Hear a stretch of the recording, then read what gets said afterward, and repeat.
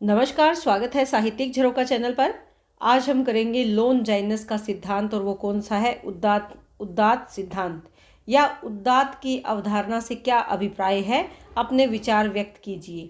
या कुछ इस तरह से भी प्रश्न आ सकता है कि उदात्त की अवधारणा स्पष्ट करते हुए उसके स्रोतों के बारे में लोनजाइनस ने जो विचार प्रकट किए हैं उनकी विवेचना कीजिए। तो महत्वपूर्ण बात क्या है कि लोनजाइनस का उदात्त सिद्धांत क्या बताता है, उसके बारे में हमें जानना है। तो आइए देखते हैं। देखिए, इसके लिए सबसे पहले आपको लोनजाइनस का परिचय जान लेना चाहिए। जो लोनजाइनस है ये इनका अंग्रेजी का नाम है। यूनानी भाषा की अगर बात करें तो इनका नाम है लोंगिनुस। ये यूनानी भाषा का इनका नाम है। इनके समय काल को अगर देखें तो ईसा की प्रथम से लेकर तृतीय शताब्दी के बीच में इनका समय माना जाता है। कुछ विद्वान इनका जो समय है वो तीसरी शताब्दी ही स्वीकार करते हैं, लेकिन पहली से लेकर तीसरी शताब्दी के बीच का समय काल लोनजाइनस का रहा है, ऐसा विद्वानों का विचार है। इनकी एक ही रचना है और वो इतनी प्रसिद्ध है कि उन्हीं के आधार पर इनका ये सिद्धांत लागू होता है। इनकी रचना का नाम क्या है? पेरी इप्सुस। ये इनकी रचना है जो कि इन्होंने मूलतः यूनानी भाषा में लिखी थी और किसको आधार बनाकर? भाषण शास्त्र से संबंधित ये रचना है। ये इस रचना की शैली क्या है, यानी किस शैली में लिखा गया ग्रंथ है? ये पत्रात्मक शैली में लिखा गया ग्रंथ है जिसमें कुल 44 अध्याय हैं। और ये ग्रंथ क्योंकि पत्रात्मक शैली में लिखा है यानी पत्र के रूप में लिखा है, तो किसको लिखा होगा? ये इन्होंने अपने मित्र को लिखा है जिनका नाम है पोस्तुम्यूस। ये उनका नाम है। कुछ जगह अगर देखें तो इनका जो नाम है, इनके मित्र का नाम, वो रोमी भी कई जगह लिखा हुआ है। तो आप ये नाम भी इनका याद कर सकते हैं। रोमी या पोस्तुम्यूस को ये संबोधित करते हुए इस रचना को इन्होंने लिखा है। इस रचना में काव्य को उदात्तता प्रदान करने वाले तत्वों की विवेचना इन्होंने की है। रचना के प्रकाशन की अगर बात करें तो सबसे पहला प्रकाशन हुआ था 1554 ईस्वी में। इसके बाद अंग्रेजी भाषा में ये जो प्रकाशन हुआ था, ये इनका प्रकाशन करवाया था किसी अन्य व्यक्ति ने। ये प्रकाशन करवाया था, इन्होंने स्वयं ने इसका प्रकाशन नहीं करवाया। बाद में अंग्रेजी भाषा में इनका अनुवाद, इस रचना का अनुवाद 1652 ईस्वी में किया। किसने? जॉन हॉल ने किया था। और किस नाम से? Of the height of eloquence. ये आप ध्यान रखें कि of the height of eloquence, इस नाम से जॉन हॉल ने अंग्रेजी में इस रचना का अनुवाद किया। और कब किया? 1652 ईस्वी में। आप यहाँ पर यह भी ध्यान रख सकते हैं कि 1554 में जो इसका प्रकाशन हुआ था ये इटालियन भाषा में हुआ था। इस बात को आप ध्यान रख सकते हैं। कौन सी भाषा में हुआ था? इटालियन में। और किसने करवाया था? रोवर तेल्लो ने इसका अनुवाद करवाया था या इसका प्रकाशन करवाया था। ये आप ध्यान रखें कि इसका प्रकाशन रोवर तेल्लो ने करवाया था, इटालियन भाषा में करवाया। ये आप ध्यान में रख सकते हैं। इसके बाद अगर उदात्त तत्व की बात करें तो लोनजाइनस का जो उदात्त शब्द है इसका अर्थ क्या है? इसका अर्थ है महान या ऊंचा। ऊंचा क्या है? यानी काव्य में ऊंचाई होनी चाहिए, उच्चता के भाव होने चाहिए, काव्य महान होना चाहिए, या जो भी लेखन कार्य किया जाए वो महान हो, ऊंचे विचारों से युक्त हो। लोनजाइनस की इसको लेकर जो परिभाषा है वो क्या कहते हैं कि उदात्त महान आत्मा की प्रतिध्वनि है। उदात्त यानी काव्य की महानता वो महान आत्मा की ही प्रतिध्वनि है, यानी आत्मा की ही अभिव्यक्ति है जब वो एक श्रेष्ठ काव्य की रचना करती है। या उदात्त अभिव्यंजना का अनिर्वचनीय प्रक्रिया और वैशिष्ट्य है। अनिर्वचनीय, जिसको व्यक्त नहीं किया जा सकता, ऐसा प्रखर, ऐसा उत्कृष्ट और विशिष्ट भाव है। कौन सा? उदात्त। अभिव्यंजना क्या है? अभिव्यक्त करने का तरीका या शैली, उसका ऐसा रूप है जिसका वर्णन नहीं किया जा सकता। यहाँ पर ये लोनजाइनस की परिभाषा है जो आपको याद रखनी है। दोनों ही परिभाषा किसकी है? लोनजाइनस की है। जॉन हॉल क्या कहते हैं कि विचार, भाव, भाषा, शैली और रचना विधान की गरिमा ही काव्य का उदात्त तत्व है। यानी जिसमें विचार अच्छे हों, भाव अच्छे हों, भाषा शुद्ध हो, लिखने की शैली है वो भी श्रेष्ठ हो, और रचना विधान, जो उसको लिखने का तरीका है वो भी गरिमामय हो, ऐसा काव्य का उदात्त तत्व है। ये सब जब मिल जाते हैं तो काव्य अपने आप ऊंचाइयों को प्राप्त कर लेता है। ये कौन मानते हैं? जॉन हॉल ऐसा मानते हैं। देखिए लोनजाइनस के उदात्त सिद्धांत की अगर बात करें तो लोनजाइनस ने उदात्त का मूल उद्गम कवि की प्रतिभा को माना है। यानी उदात्त तत्व कहाँ से आता है, कवि में वो प्रतिभा होती है और वहीं से उसका निष्कासन होता है या वहीं से वो प्रतिभा उत्पन्न होती है। उन्होंने कहा है कि कवि की प्रतिभा बिजली की तरह कौंधती है और पाठक को अभिभूत कर लेती है, यह सम्मोहनकारी होती है। यानी कवि जब अपने भावों से, अपनी भाषा से, अपनी रचना विधान से कुछ ऐसे काव्य की रचना करता है कि जो पढ़ने वाला पाठक है वो उसमें मोहित हो जाता है, अभिभूत हो जाता है। और वो जब उस काव्य को पढ़ता है या उसका पाठन करता है या उसको जो पाठक है वो उसको पढ़ता है या उसका वाचन करता है तो वो उसमें सम्मोहन का काम करता है। क्यों? क्योंकि वो उदात्त काव्य है, उन सिद्धांतों को आधार बनाकर लिखा गया काव्य है जो ऊंचाई की श्रेणी में आते हैं। और ये किससे में मानते हैं कि कवि में ये विशेष प्रतिभा होती है और वो ऐसी प्रकाशवान होती है कि जैसे बिजली जब कौंधती है तो आंखें चुंधिया जाती है, कुछ देर के लिए हमें आसपास का कुछ भी दिखाई नहीं देता। उसी प्रकार जब एक उदात्त विचारों की काव्य रचना सामने आती है तो पढ़ने वाला उसके प्रति सम्मोहित हो जाता है। उदात्त काव्य में कौन कौन से गुण होने चाहिए? देखिए लोनजाइनस ये मानते हैं कि वही काव्य उदात्त की श्रेणी में आता है जिसमें भाव श्रेष्ठ हो, जिसकी भाषा शैली श्रेष्ठ शैली हो, जिसका उद्देश्य श्रेष्ठ हो, यानी समाज के हितकारी या समाज को आनंद देने वाला हो। और इसके साथ साथ जो गरिमामय रचना विधान है, जो लिखने का तरीका है वो गरिमामय हो, यानी लिखने का तरीका उच्च श्रेणी का हो, वो क्या है? गरिमामय रचना विधान है। देखिए वैसे देखा जाए तो लोनजाइनस ने कहीं पर भी खुलकर उदात्त क्या है इसके बारे में विचार नहीं किया, लेकिन उनकी जो शैली है या उनका जो लिखने का तरीका है या उनके जो विचार अभिव्यक्ति का तरीका है उसको देखकर ऐसे लगता है कि उस समय के विद्वान इस शब्द को बहुत अच्छे से जानते और पहचानते होंगे। यहाँ पर जो बोइलो है ये आपको जानना ज़रूरी है। बोइलो ये कौन है? ये भी पाश्चात्य आलोचक हैं। ये इन्होंने स्पष्ट किया है कि लोनजाइनस का उदात्त निश्चित रूप से उदात्त शैली का ही पर्यायवाची शब्द नहीं है। आप ये ध्यान में रखें कि केवल उदात्त शैली की बात ये नहीं कर रहे, केवल उदात्त शैली का पर्यायवाची शब्द नहीं है। शैली में भाषा की ओर विशेष ध्यान दिया जाता है, यानी किस भाषा का हम प्रयोग कर रहे हैं, कैसी भाषा का प्रयोग कर रहे हैं, ये विशेष ध्यान दिया जाता है। जबकि उदात्त का संबंध ये भाव से मानते हैं कि भावगत और विचारों की उदात्तता, भाव और विचार दोनों में उच्चता होनी चाहिए। भाव और विचारों में जब उदात्तता होगी तभी वो काव्य उच्च श्रेणी का होगा। लोनजाइनस की दृष्टि में अगर देखें तो उदात्त केवल भाषा के चमत्कार की क्षमता का ही परिचायक नहीं है, क्योंकि भाषा के साथ उदात्त का कोई मूल संबंध नहीं है। उदात्त का मूल संबंध किसके साथ है? भाव और विचार के साथ है, क्योंकि जब भाव उच्च होंगे तो भाषा अपने आप उच्च श्रेणी की ही प्रयोग होगी। उसको अभिव्यक्त करने के लिए हमें भाषा की ज़रूरत है। अगर भावों में उच्चता नहीं होगी तो उच्च भाषा से उसमें सौंदर्य नहीं आ सकता। जब भावों में उच्चता होगी तो भाषा अपने आप उच्चता को प्राप्त कर लेगी और काव्य में सौंदर्य उत्पन्न हो जाएगा या उच्चता या महानता के भाव उसमें सम्मिलित हो जाएंगे। तो यहाँ पर आपको बोइलो की बात ध्यान में रखनी है और ये ध्यान में रखना है कि उदात्त काव्य में कौन कौन से गुण होने चाहिए। उसमें एक श्रेष्ठ भाव हो, यानी उच्च भाव को आधार बनाकर लिखी हो, भाषा और शैली उच्च होनी चाहिए, एक श्रेष्ठ होनी चाहिए। किसी भी काव्य की जब रचना करें तो उसके पीछे जो उद्देश्य है वो भी महान या श्रेष्ठ होना चाहिए और उसके लेखन का जो रचना विधान है वो भी गरिमा से युक्त होना चाहिए। अब बात करते हैं कि इस उदात्त तत्व के स्रोत क्या हों। देखिए यहाँ पर थोड़ा टाइपिंग मिस्टेक है, माफ़ी चाहूँगी। आप यहाँ थोड़ा ध्यान दें कि यहाँ पर उदात्त शब्द आएगा। तो यहाँ पर अगर हम बात करें कि उदात्त के तत्व क्या हैं या उसके स्रोत क्या हैं, यहाँ पर ये जानना आपके लिए ज़रूरी है कि लोनजाइनस ने व्यवहारिक और मानसिक दोनों ही आधारों पर उदात्त का विश्लेषण किया है। इसीलिए उन्होंने इसके 5 स्रोत माने हैं। एक तो जो व्यवहारिक यानी हमें दिखाई दें और दूसरा क्या है जो मानसिक हो। तो यहाँ इन बातों को ध्यान में रखकर उन्होंने 5 स्रोत यहाँ स्वीकार किए हैं, जिसमें 2 तो अंतरंग है और 3 क्या है बाह्य स्रोत है। यहाँ अगर अंतरंग तत्व की बात करें तो पहला क्या है, महान विचार या जो हमारी धारणाएं हैं। देखिए ये वो है जो प्रतिभा हमें जन्मजात मिलती है, ये आप ध्यान में रखें कि ये जन्मजात होते हैं। जो बाह्य है ये जो इंसान है वो अभ्यासगत प्राप्त करता है, अभ्यासगत। ये आप यहाँ पर ध्यान में रखें कि जो अंतरंग तत्व है ये हमें जन्मजात मिलते हैं और बाह्य तत्व इंसान अभ्यास से या मानव या कवि अभ्यास से इनका विकास कर सकता है, इनको सीख सकता है।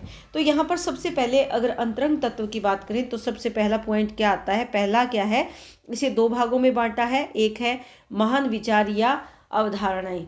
यहाँ पर जो लॉन्जाइनस है वो मानते हैं उस कवि की रचना महान हो सकती है जिसमें महान धारणा की क्षमता हो।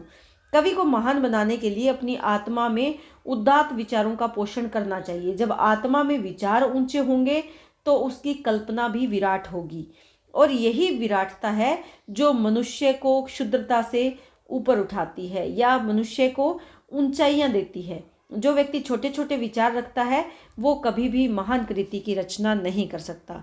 तो ये बात उन्होंने कही है कि जब हमें किसी काव्य की या कृति की रचना करनी है तो हमें विचार भी ऊंचे रखने होंगे।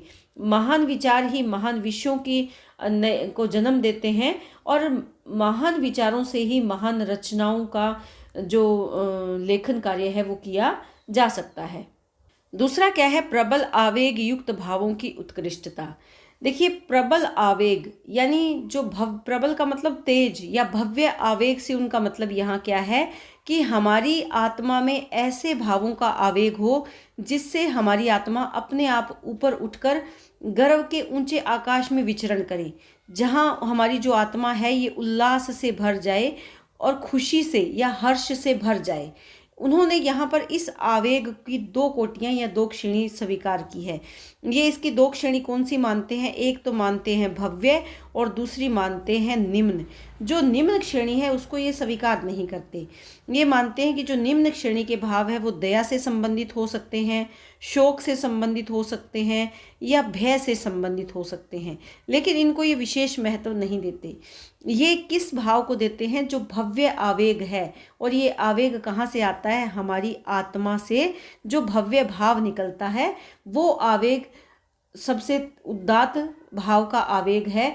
और जब हम कोई भी रचना करते हैं वो अगर भव्य आवेग से भरी होगी या भव्य आवेग से अगर वो भाव हमारे बीच में या काव्य रचना के माध्यम से प्रकट होंगे तो वहाँ एक नई ऊर्जा होगी जो पाठक की संपूर्ण चेतना को प्रभावित करेगी। तो यहाँ पर ये इस भव्य आवेग को, ये आप ध्यान रखें कि जो प्रबल आवेग है उन भावों को इन्होंने उत्कृष्ट माना है। वैसे आवेग के दो भाव माने हैं, एक भव्य और दूसरा निम्न।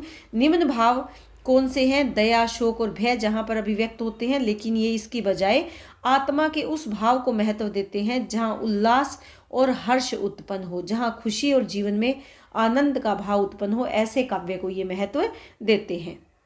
तो यहाँ पर ये जो दो तत्व हैं ये अंतरंग है जो जन्मजात हमें मिलते हैं, एक तो महान विचार और धारणाएं, और दूसरा क्या है जो प्रबल और ऊंचे भाव हैं, वो प्रबल आवेग युक्त जो भावों की उत्कृष्टता यानी ऊंचे भाव है, उत्कृष्ट भाव है यानी ऊंचे भाव है। दूसरा यहाँ पर तत्व क्या है, ये है बाह्य तत्व। बाह्य तत्व कौन सा होता है, जो अभ्यास से व्यक्ति या कवि सीखता है। यहाँ पर इन्होंने इसके तीन भेद माने हैं। पहला क्या है, अलंकारों का समुचित प्रयोग। देखिए अलंकारों के बारे में इन्होंने बहुत ही तर्कपूर्ण और मनोवैज्ञानिक विवेचन किया है। ऐसा विवेचन लॉन्जाइनस से पहले नहीं हुआ था। ये मानते हैं कि अलंकार केवल चमत्कार प्रदर्शन के लिए नहीं होते।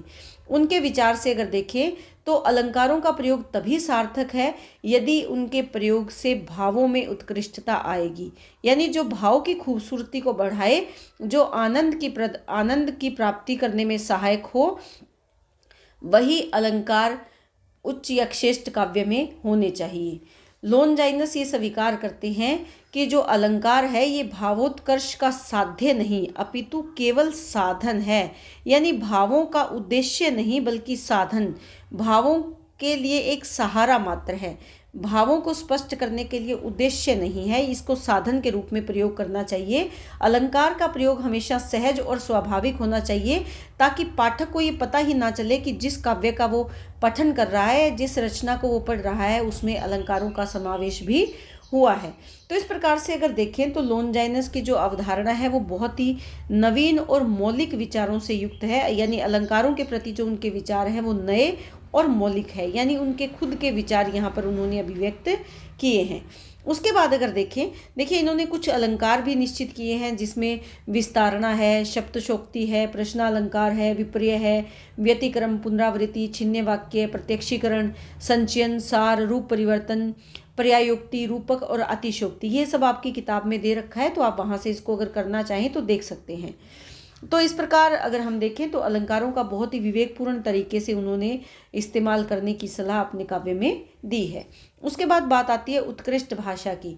उत्कृष्ट भाषा से तात्पर्य यहाँ पर क्या है कि भाषा ऐसी हो जिसके माध्यम से हम अपने विचारों को बहुत ही अच्छे तरीके से अभिव्यक्त कर पाएँ।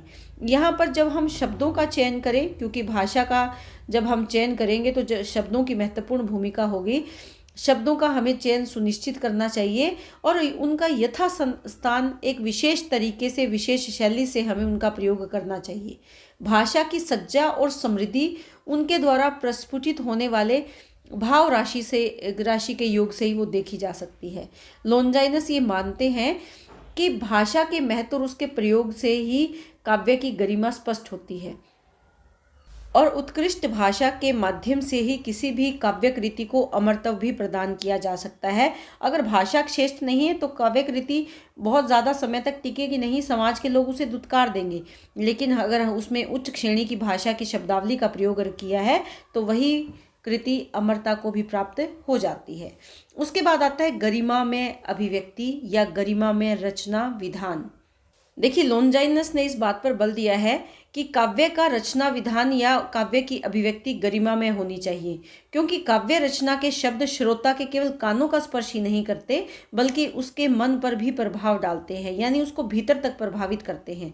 अतः काव्य कृति में जिन भी शब्दों का सामंजस्य हो वो ऐसे शब्द हों जिनके माध्यम से विचारों और उसका पीछे जो उद्देश्य है वो पूर्णता को प्राप्त कर सके। उनकी दृष्टि में यही सामंजस्य काव्य रचना का प्राण तत्व है। वो ये मानते हैं कि किसी भी शैली के लिए या रचना के लिए ये सब बातें या गरिमा में जो रचना विधान है वो बिल्कुल वैसा ही है जैसे मानव शरीर की रचना होती है। मानव शरीर के सभी अंग अपनी अपनी जगह पर उपयुक्त स्थान पर लगते हैं, तभी शरीर पूर्ण होता है या तभी शरीर की सुंदरता दिखाई देती है। अगर मानव शरीर के अवयवों को अलग अलग कर दिया जाए तो उनका महत्व जैसे खत्म हो जाता है। उसी प्रकार जब भी किसी काव्य की रचना करते हैं तो उसमें पूर्ण समग्रता को ध्यान में रखकर रचना करनी चाहिए। और इसी गरिमा में अभिव्यक्ति के लिए उन्होंने सामंजस्य की बार बार चर्चा की है। सामंजस्य यानी तालमेल बिठाना। इसी सामंजस्य में भी वे संयम और संतुलन की बात पर बल देते हैं। उनका विचार है कि अगर सामंजस्य हो तो वो सहज रूप से लाया जाए, ठूसा हुआ ना हो, यानी अगर तालमेल बिठाना है तो वो ज़बरदस्ती का तालमेल ना हो, ज़बरदस्ती का सामंजस्य ना हो। जब कोई कवि सामंजस्य बिठाने के लिए अनावश्यक प्रयत्न करता है तो उसमें क्या होती है, सहजता खत्म हो जाती है।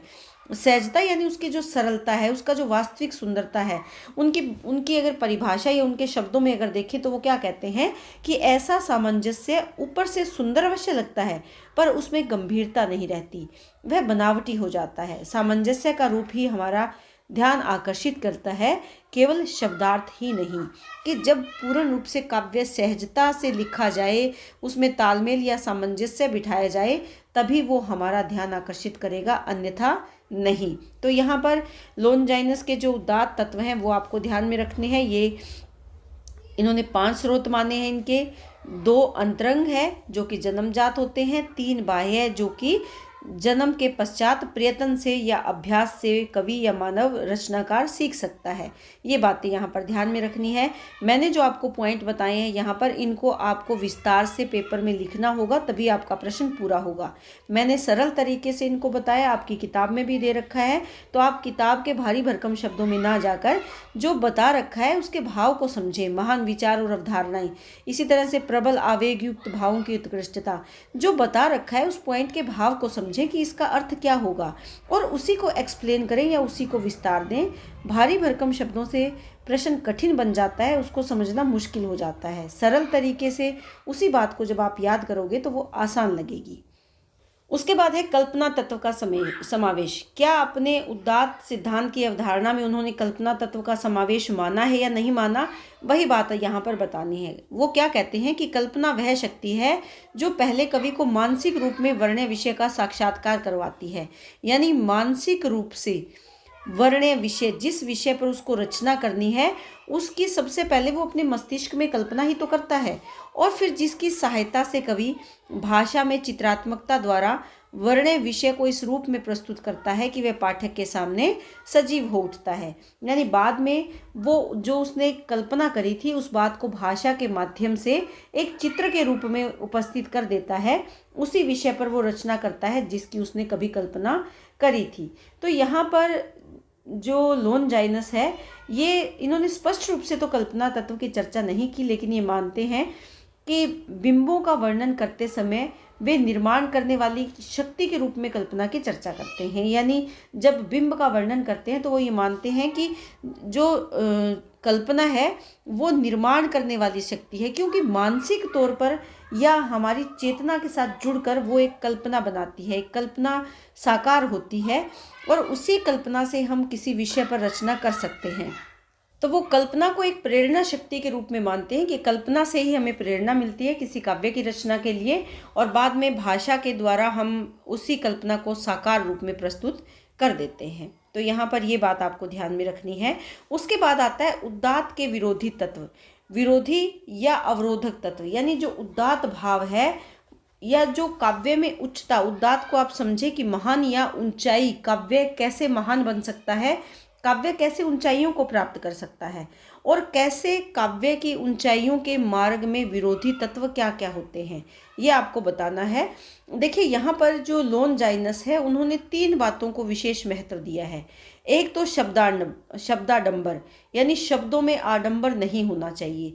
अगर शब्दों में आडंबर होगा, आडंबर का मतलब क्या है, ढोंग, ऐसे शब्द जो बिना मतलब ठूस दिए जाए, कहीं पर उनको जबरदस्ती डाल दिया जाए, इसको वो जलोदर रोग के समान मानते हैं। जलोदर रोग के समान मानते हैं कि जो शब्द है उनका उचित तरीके से सही प्रयोग करना चाहिए। कुछ कवि क्या होते हैं, अपनी आचार्यत्व या अपनी श्रेष्ठता दिखाने के लिए मुश्किल या जो कठिन शब्द है उनको कविता में डालने की कोशिश करते हैं, जबकि साधारण व्यक्ति उसको नहीं पढ़ पाता। तो ये मानते हैं कि शब्द ऐसे हों जो कवि और पाठक दोनों को जोड़े, दोनों के मानस पटल पर समझ में आए। कवि जिस विचार को सोच रहा है, पाठक भी उन शब्दों के माध्यम से उसी विचार तक या उसी भाव तक पहुँचे। यानी कवि की समझ और पाठक की समझ, दोनों की समझ के अनुकूल होने चाहिए, दोनों उसका आसानी से अर्थ समझ पाएँ, ऐसे शब्दों का प्रयोग करना चाहिए, कठिन शब्दों का प्रयोग नहीं करना चाहिए।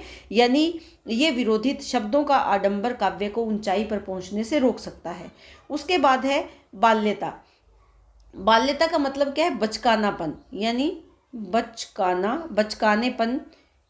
बचकानेपन की चर्चा यहाँ उन्होंने की है। बचकानेपन का मतलब क्या है, बेतुकी या मनमाने काल्पनिक प्रयोग करना काव्य में, जिनका कोई तात्पर्य नहीं है कि उनको डाला जाए। और इससे क्या होगा, ऐसे शब्दों का समावेश या ऐसी कल्पना का समावेश जो हमें वास्तविक ना लगे, उस काव्य को बिल्कुल ही काल्पनिक बना दे या बिल्कुल ही आडंबर पूर्ण बना दे, वो बचकानापन काव्य में नहीं होना चाहिए। उसके बाद है भावाडंबर। नाम से स्पष्ट है कि भावों का आडंबर, भावों की अभिव्यक्ति मनमाने ढंग से नहीं करनी चाहिए। अगर ऐसा करते हैं तो भावों में जो उदात्त भाव है, उदात्त यानी जो उच्चता का भाव है, वो समाप्त हो जाता है।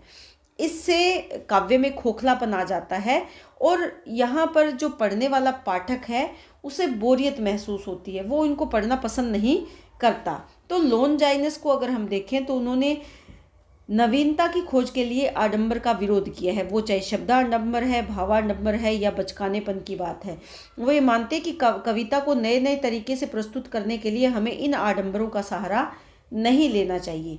हमें ऐसी शब्दावली का प्रयोग करना चाहिए जो उच्चता की श्रेणी में हो, जिसमें विचारों की संक्षिप्तता हो, जहाँ अनावश्यक साज सज्जा ना हो, जहाँ पर बहुत ज़्यादा संगीत और लय का जो अधिकता है वो भी नहीं होनी चाहिए। तो ऐसी तत्वों का हमें समावेश करना चाहिए, क्योंकि ये सब क्या है, उदात्त के विरोधी या अवरोधक तत्व उन्होंने माने हैं।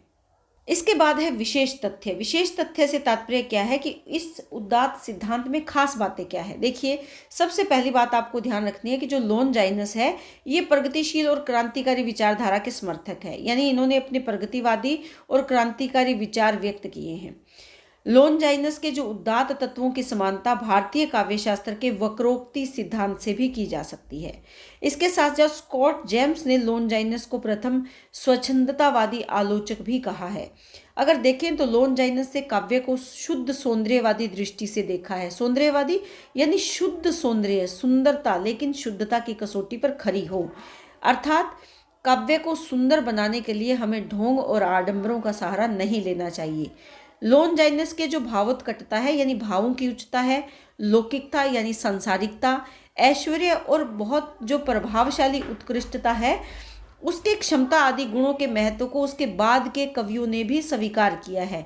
यानी लॉन्जाइनस ने जो काव्य की उच्चता के गुणों को माना है या स्वीकार किया है, वो गुण केवल लॉन्जाइनस तक ही सीमित नहीं रहे, बल्कि उसके बाद जो कवि आए उन्होंने भी उन गुणों के महत्व को स्वीकार किया है। अब बात आती है कि लॉन्जाइनस के उदात्त सिद्धांत की सबसे बड़ी देन क्या है। यहाँ पर ये बात आपको ध्यान में रखनी है कि लॉन्जाइनस ये मानते हैं कि सदोष महान कृति को निर्दोष साधारण कृति से ऊंचा होना चाहिए या ऊंचा माना जाना चाहिए। यानी जिस बड़ी कृति जो महान रचना है वो अगर दोष से सहित भी है, यानी उसमें दोष हैं, तब भी वो बिना दोष वाली साधारण रचना से कहीं ज़्यादा अच्छी है। क्यों है?